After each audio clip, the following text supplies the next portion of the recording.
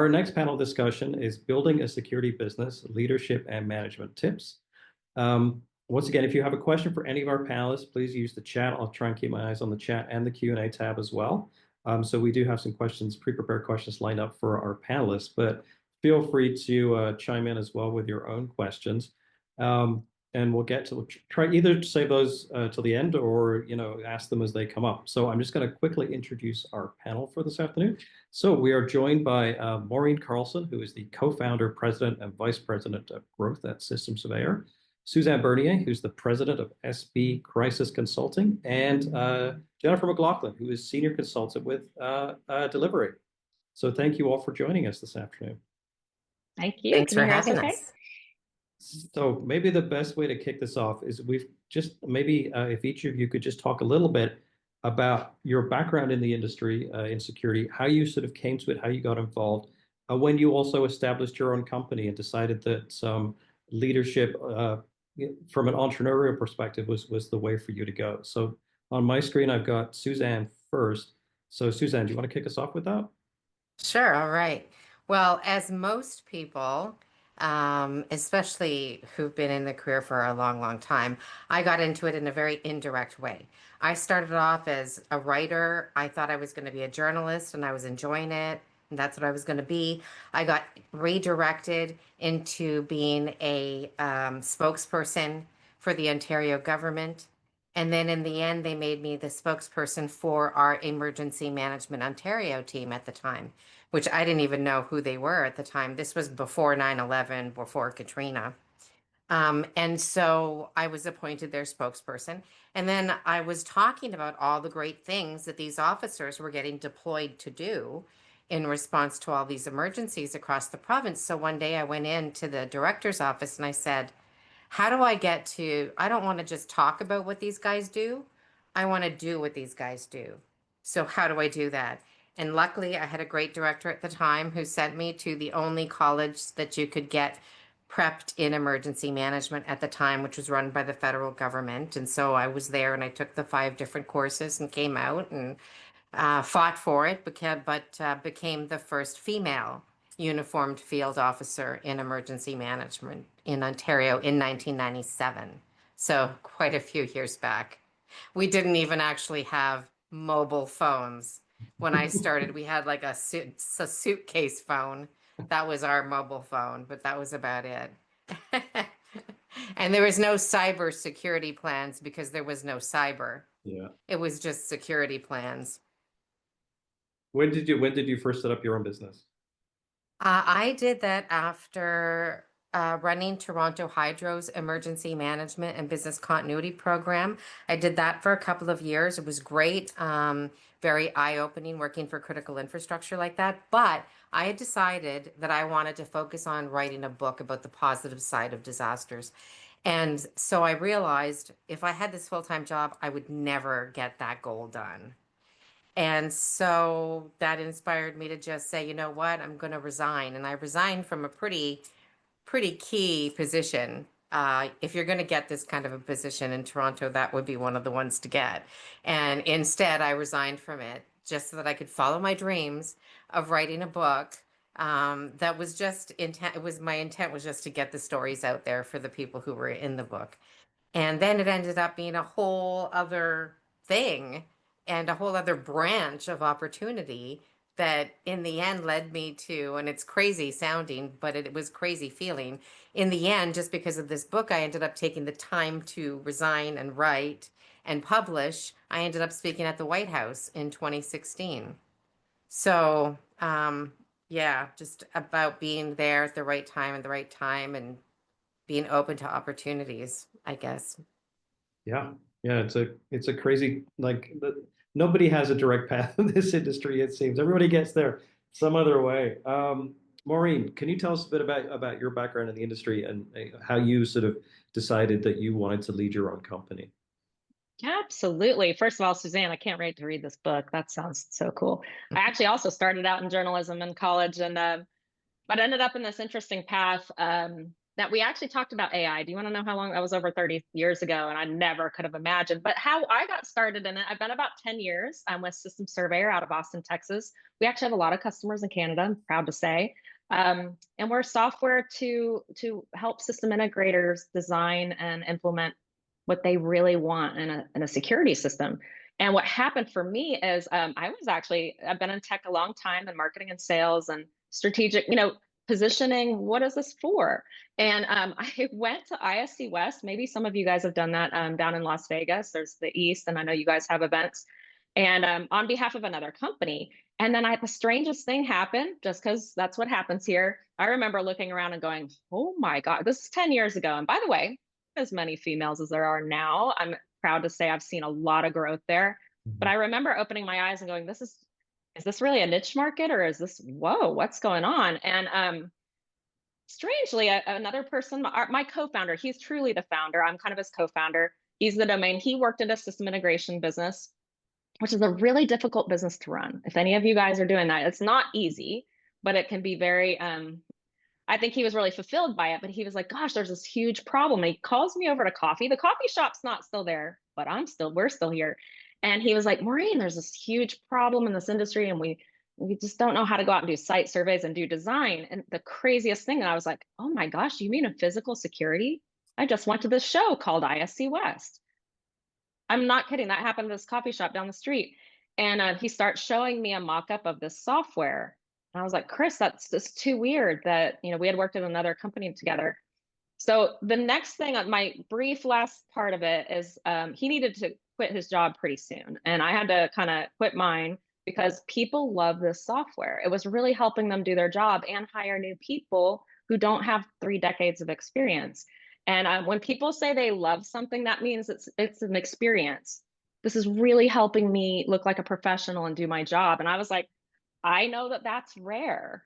And so, hey, we've grown it pretty well. We still have, a lot to do to get the story out. I love to see more, women and any professionals get in the industry. I do even, here in the US also, that's a huge challenge. And if we can be part of the solution, but I've really enjoyed, I've met some of the best people, and I'm pretty passionate about the subject.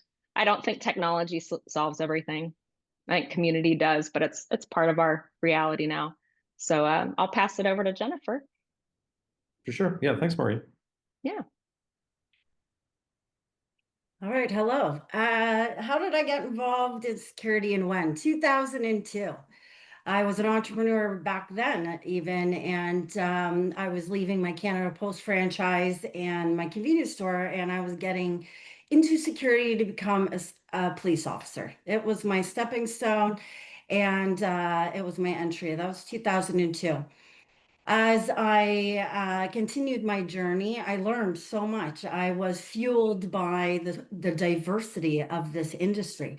You can really do whatever. So I went from security guard to site manager to mobile supervisor to ops scheduler to ops manager to account manager.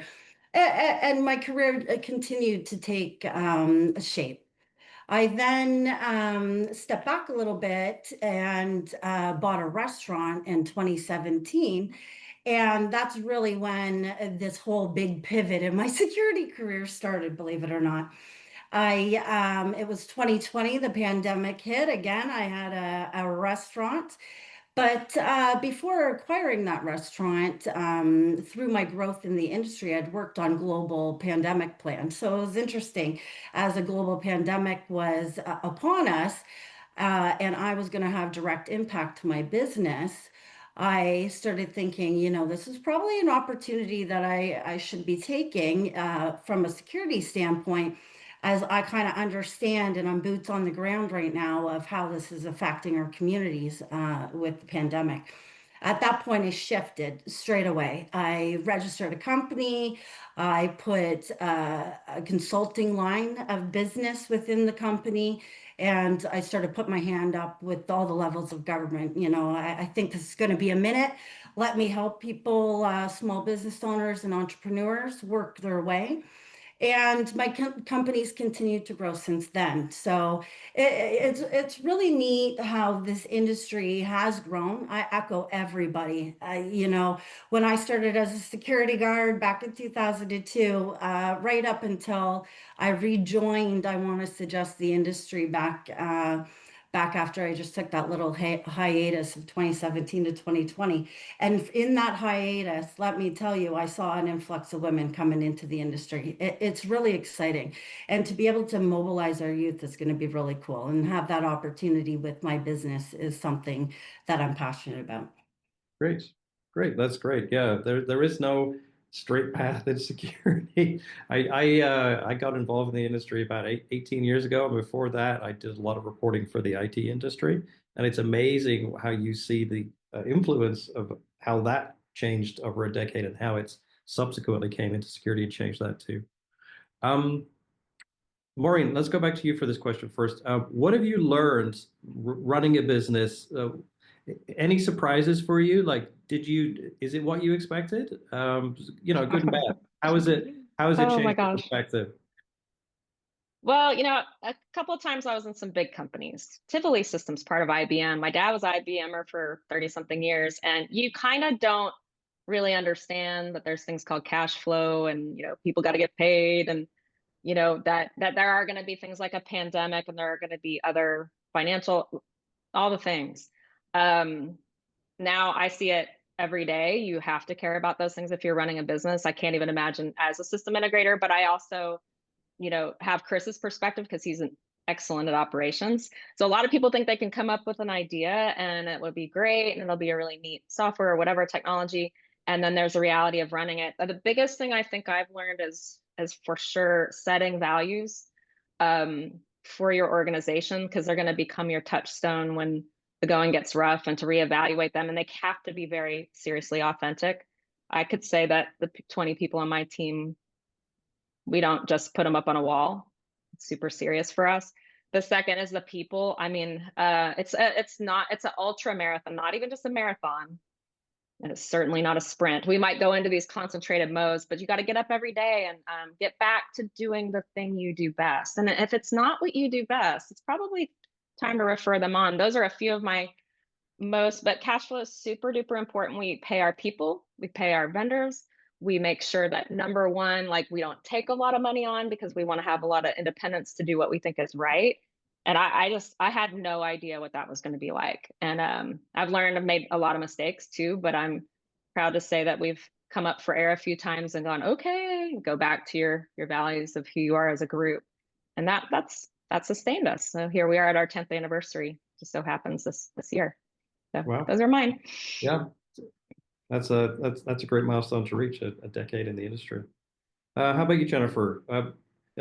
As you mentioned, you've owned a bunch of different businesses, and you must have learned different ones from each scenario you were in. But what are your sort of lessons learned from owning, running, managing a business, and what are your big takeaways from how you've managed to grow businesses over time? Yeah, thanks, Sam. It's not a linear journey. Hard stop. You need to be dynamic. You need to be flexible. So if you're creative and you're on this panel right now on this call, and you're creative, you want to be an entrepreneur. It is continually challenging and redesigning and SWOT analysis and just reanalyzing and hitting a milestone and going forward. So I think that's been my biggest lesson. You hear the phrases is lonely at the top. It's not so much that you're at the top, but as a decision maker and maybe the leader of your organization, it does become less and less a team environment in the way you can bounce things off of people nonstop. So I think what I really learned significantly is to analyze my weaknesses, understand that it's not a linear journey, and allow myself to be creative. And by applying those three, I surround myself with people that fill in the voids for my weaknesses, and I do that with intent. And I continue to allow that team to be creative while searching for solutions and driving the business forward. So I would think that would probably be my boast to learnings. That there's been a million along the journeys from every business is different. You can either buy a business, which I've done on different occasions. You can buy a franchise that's even more structured, which I've done. And then you can create one, which I have since the pandemic. And that's a whole separate journey on its own. And I've had some new business lessons in the last 5 years, which has been really neat. Yeah, I think we've lost Suzanne, so hopefully she's able to rejoin us before we. Oh, there you are, Suzanne. Oh, good.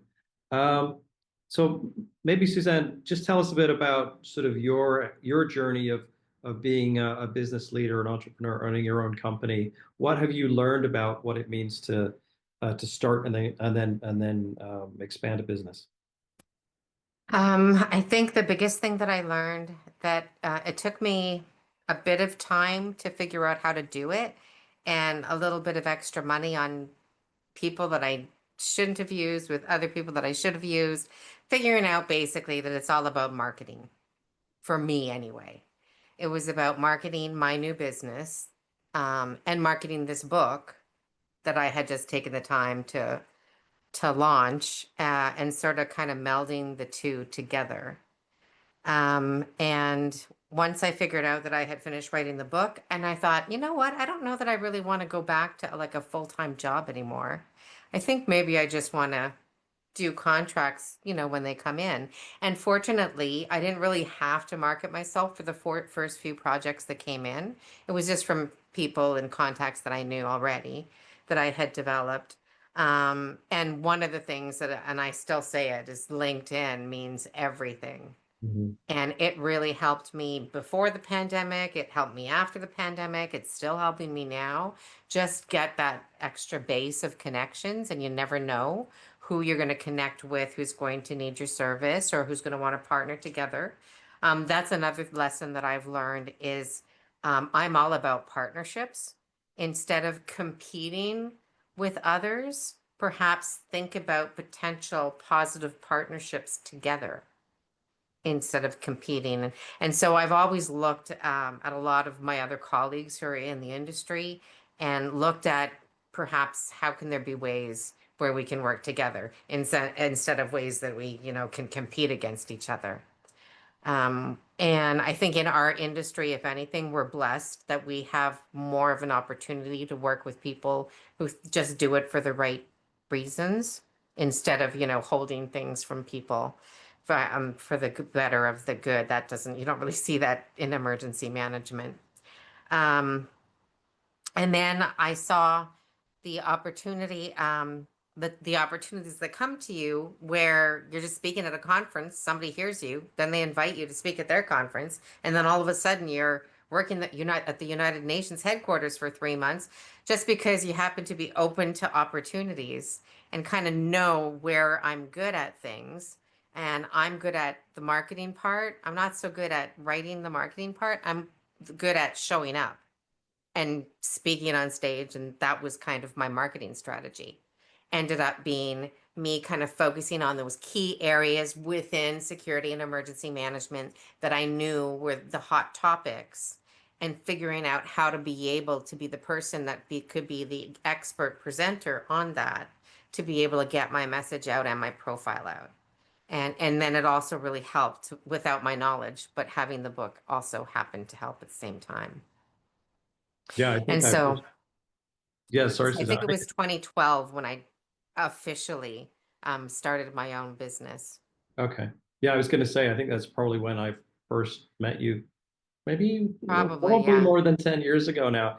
It's Yeah, crazy. definitely. Because you spoke at a couple of our conferences. I think you spoke at one of our healthcare conferences about social media management and things like that, and Yeah. using that to as a means to for emergency preparedness and things like that. Yeah. How did the pandemic change your role, especially in emergency management? That changed it a lot. First of all, I had all these different gigs that were, on my calendar, like a lot of us did. And a lot of them were live. in-person teaching sessions or in-person conferences that I was, had booked far in advance. And then, of course, the pandemic hit, and what happened, like everybody knew now, very fast. Within 2 weeks, basically, you knew if you were all canceled for the rest of the year. Mhm. And so every day I would wake up and something else would be like pinging off my calendar. It was just right and left and right and left. So it was managing that and managing your sanity while all of this is going on. I think the only benefit of us all being in the pandemic together was that we were all in the pandemic together. So everybody's company was freaking out. Everybody's family was freaking out. Everybody was freaking out. But it meant that everybody also wanted to halt. That's what I experienced anyway. On my side of things, was so intent on figuring out what was going on and dealing with it. They didn't want to put any other kind of money on potentially looking at the plan better and maybe devising a new one or anything. So it seemed like no one really wanted to even reach out to consultants in the height of the pandemic. Where I was getting consulted on was there was a bunch of like associations, the PGA. So PGA Canada emails me and they want someone to talk to them about a specialist on pandemic planning on how they can be better prepared at their golf pros and at their golfing locations. And so I made up this presentation based on, what I knew from the pandemics, plus what I knew from golf rules, and ended up making a pretty fabulous, informative, like 30-minute webinar session for all their members. But it was weird how it went from me working with governments to create plans to then all of a sudden we're in at the moment and none of them want to talk about the plans. It's all these other organizations who had no idea and had no plans at all who needed help. So there were several of those offshoot associations, including like window organizations and just you name it, the specialty or communities that wanted to know what to expect next. Yeah, I remember it was like whole new learning experience trying to cover this industry during the pandemic. It was a crazy time. Yeah.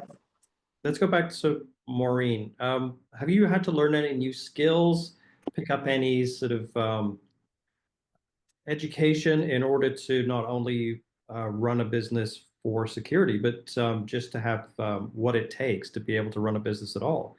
What have you learned in that time? Maybe stuff you didn't expect and stuff that you knew you would have to do in order to run a business. Oh gosh, such a good question. Remember, I was part of big organizations, so suddenly I got this kind of a different perspective.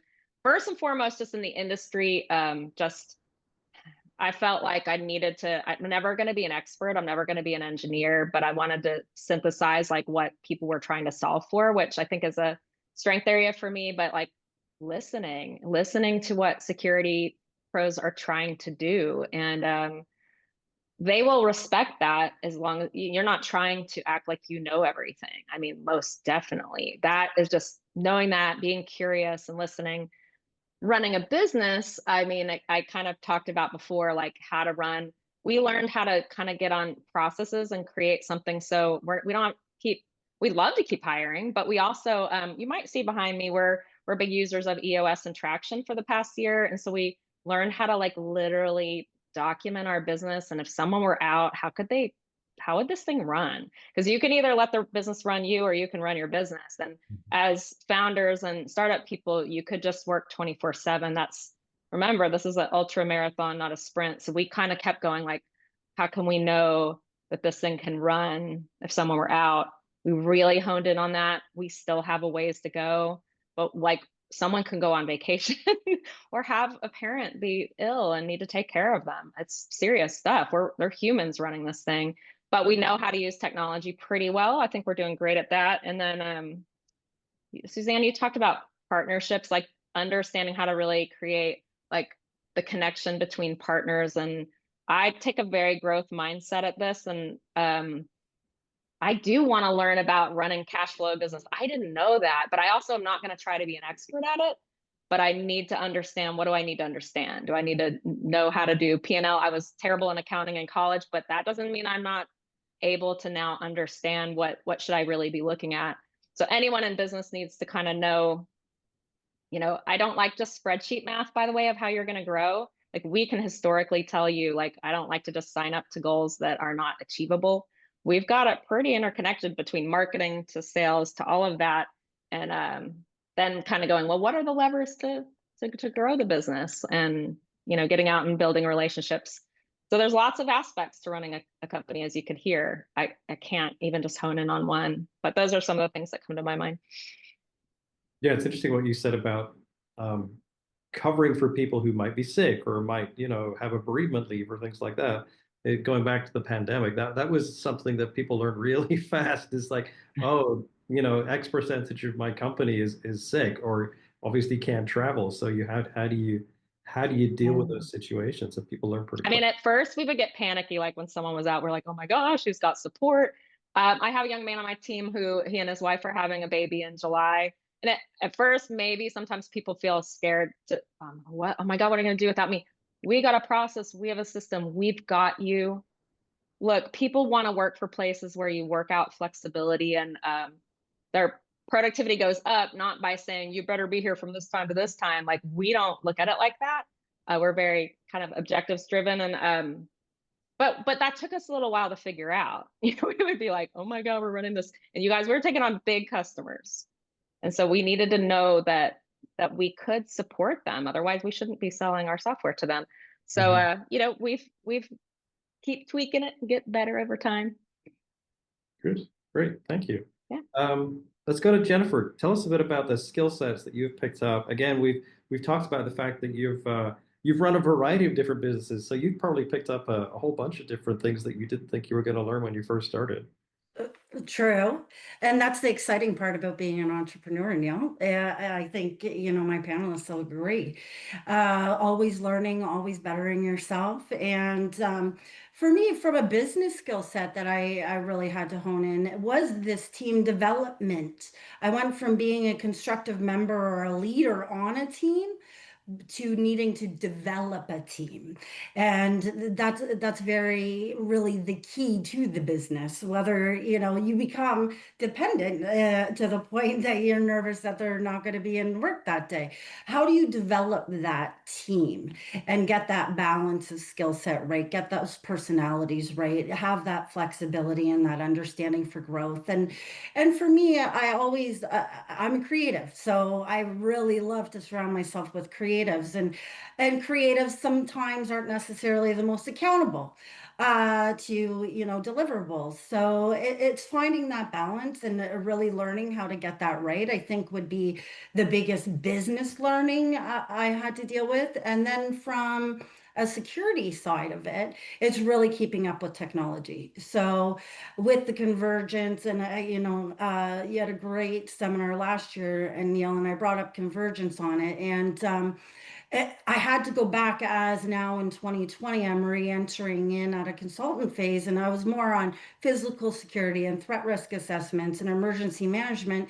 And then when I was building out what I considered one of the biggest impacts to the local community, one of their biggest risks, I had to learn cybersecurity. And the last time I touched technology cyber, there was the edge server, and that was huge, right? So living on the edge. So I had to really go back and take some courses and get an understanding of the cloud, and how does the cloud get protected, and how does that translate down right to a transaction in something like a restaurant, and what are all the risks there. So from a business growth and how I'm going to push this company forward, I really had to get quite the understanding, especially terms, everything on the cyber. And so I did some growth there, and then again lining myself with people that have that skill set. Yeah, it's amazing the number of physical security people I've spoken to that have had to or wanted to go back to school and get their cyber credentials, just because cyber's just become such a massive part of this business. Before we move on, Suzanne, do you want to talk about, like, you've written books, you've become an expert presenter, you're an expert on social media. What are the skills that you've built up over the years that have helped you continue to develop your business? Well, I think one of them is to remain relevant. Just like any company wants to remain relevant, any contractor, any small business wants to remain relevant as well. So the best ways to do that would be continuing to take the training. I speak at a lot of conferences because I speak at those conferences and I don't have to pay to attend those conferences. But then I get the ability to go to all of the different conference discussions and events. So I'm up to speed constantly on whatever's the latest of the latest because I make myself accessible to speak at all these different conferences, but not just for that, but to be able to listen onto what's the new and emerging threats and risks and resources out there and stuff.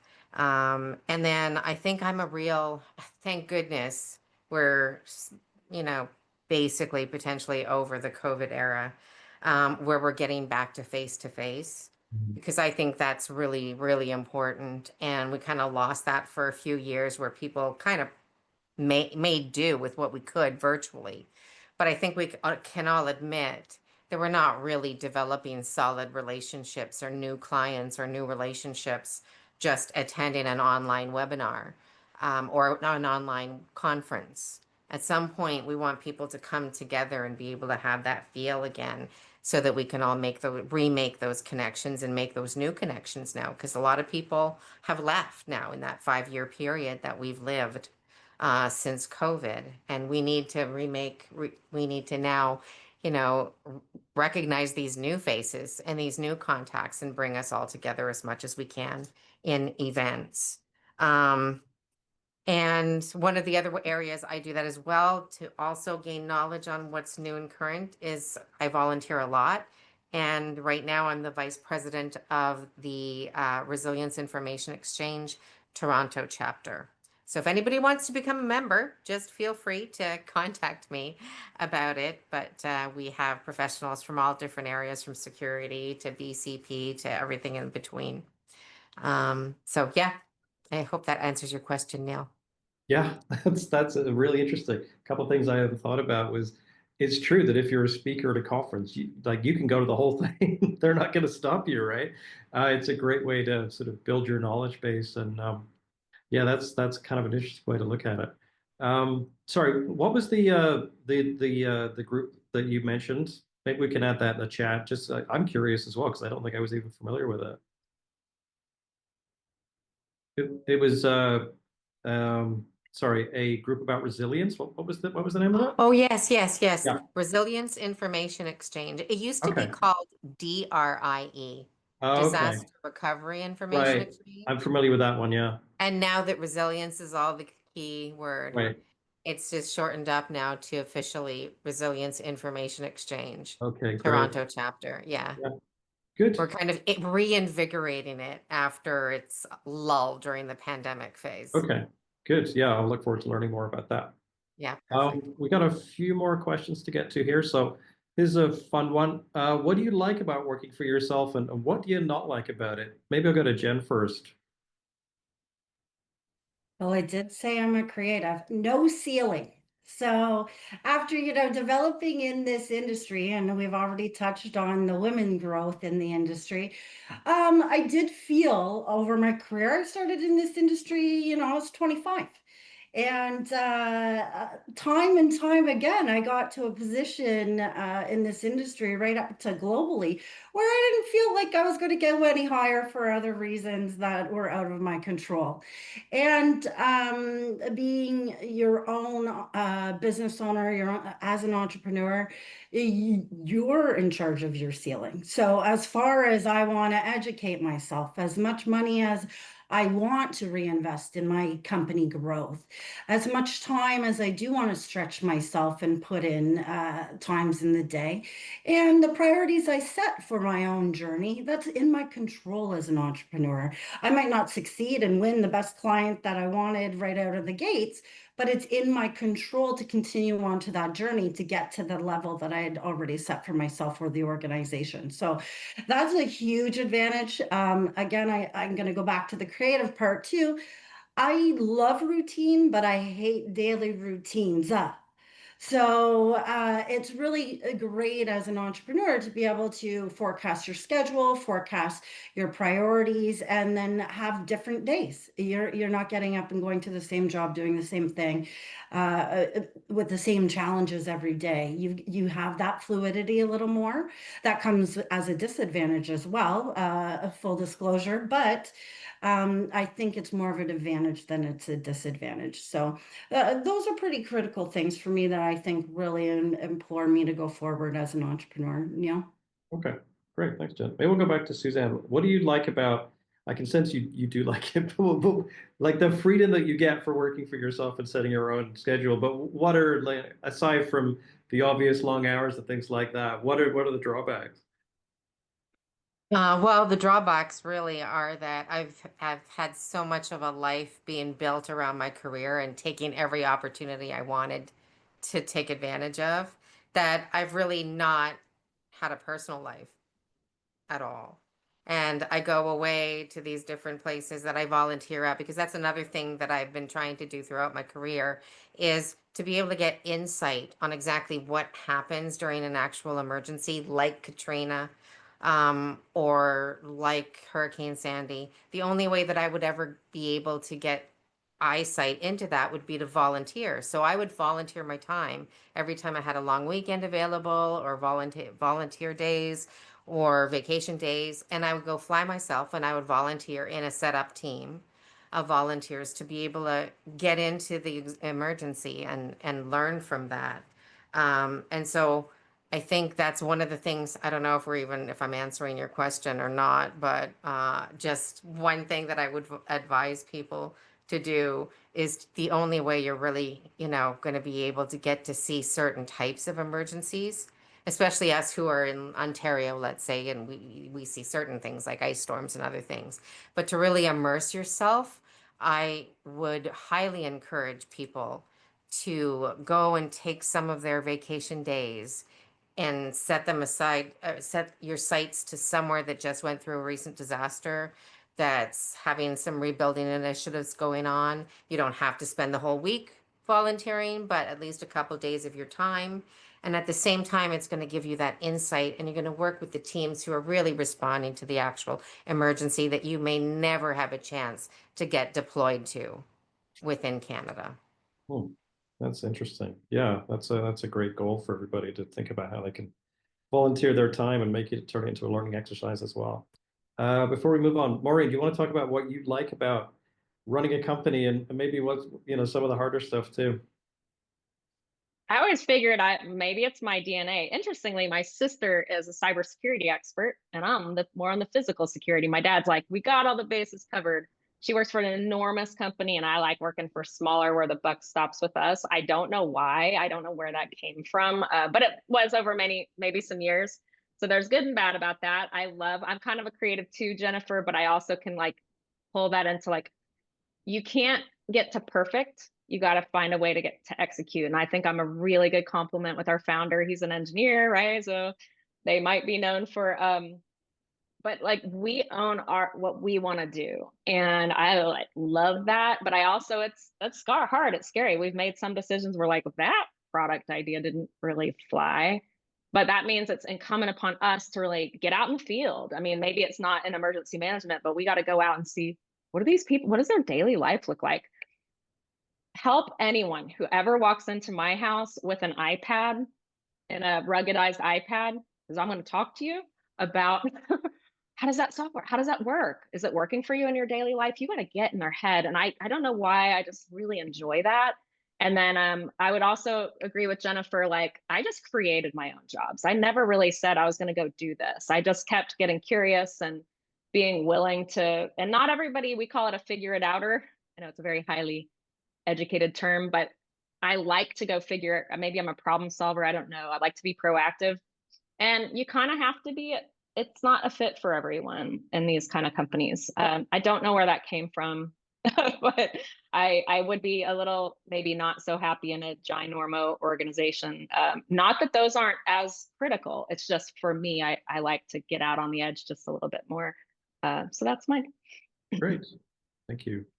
A couple more questions. How about, maybe we'll just combine these two. How do you focus your time and attention and establish priorities? And how do you also avoid stretching yourself too thin or overcommitting? Because, people that work for themselves, a lot of them will say there's no off switch or no, official 9 to 5 or downtime. But Suzanne, do you want to tackle that first? Yeah, I'm not the best person to seek advice on that issue because unfortunately, the only reason that I kind of got shut down and had to kind of rethink my strategy going forward about work-life balance was because the pandemic happened. And I think maybe that happened for a lot of us is, we were just working, and then all of a sudden something just blocks you and then now you have to completely pivot. And I think that was really something that threw me for a loop and I didn't really see coming. And I don't think any of us saw to that extent it coming.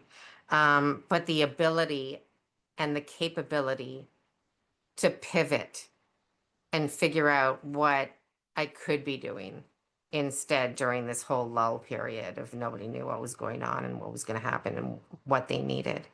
Um, so I'm not sure if that was the original question, but if you can kind of repeat a bit and then I'll emphasize which area you're wanting to see from. How do you prioritize? How do you make sure you're getting done what you want done in a given day? It's the stuff that you can't necessarily put off until tomorrow. Right. I think I've always been somewhat of a schedule keeper. I also take a lot of notes, and sometimes I take twice as much time. I don't know about anybody else that's online, but I'll write everything down and then maybe I'll have to type it out, but I'm not going to type it out first. I can't do that. I have to write everything out. So that's how I organize myself every day. First of all, I have a list of priorities of what I've got to get done and how much I need to get done. And that's kind of based on a weekly schedule that I review at the beginning of every week just to see what's happened and that's changed and stuff, to be able to keep me online, but also having that ability to pivot or change something into, oh no, now maybe this project's going to change to this deadline because I need to do this now. And being able to have that ability to keep on track, but also to still keep on track while potentially changing priorities of some of your, the key things you're working on. Just making sure that everything that you're working on is you're meeting all of the deliverables on time and making sure that you're tracking them appropriately so that happens. Yeah, for sure. Yeah, and I think Maureen, you said, was it the buck stops here? And that was just one of It's fun. the essential components of running a business and maybe what you appreciate about it. But maybe Maureen, do you want to talk about work-life balance and establishing those priorities? Absolutely. I mean, if you've co-founders are known to of technology companies sometimes have some problems with this area. Um, and so it's like that entrepreneur's thing, like you can't sort of stop. I play tennis, I get out and walk, I read I like, I have kids that are not quite as young. So now, I think it's really important to have something outside of the business. Like the reason I think people like sports or hiking or whatever is that like, there's kind of, you got to put one foot forward, you got to hit the ball. Like you cannot be thinking about that. I think you've got to have, and it could be music, it could be whatever. That's one. And then learning how, I don't know if this work-life balance, but learning how to say no, man, that took me a minute. I think that's in the prioritization thing. Um, we were just the yes team of yeses, and me too. And that has been really empowering. And because usually someone taught me a long time ago, well, make sure you refer it to something else. And that's a growth mindset. Someone else can probably help there, or just not right now. That's changed my life thinking about that. And then delegating and making sure that most people want to do their job. They don't really want their manager or leader to do it for them. Took me a minute to figure that one out. If my team were on, they would probably howl with laughter. But it's true both in parenting and in managing, like get out of their way. Do we have the same view? And that, I don't honestly, like, we sleep, we have a healthy business. Sometimes we get real in crisis mode, but I think we have a reasonable, if you can call anything a work-life balance. We've gotten pretty good. We're not in crisis mode all the time, but that's taken us a little while to get to that feeling. Great. Thanks, Maureen. Maybe Jen, just a few thoughts on that, and then I have one more question before we wrap up. Sure thing. Yeah. For me, it's keeping yourself accountable. When things come my direction, I say to myself, does this get me to my goal? I would have established goals. The priority of those goals probably would have changed because I'm reassessing. Something that I really took with me from corporate was my 30, 60, 90-day planning. And to reassess, not just on the fly to Suzanne's point, because opportunities come our way.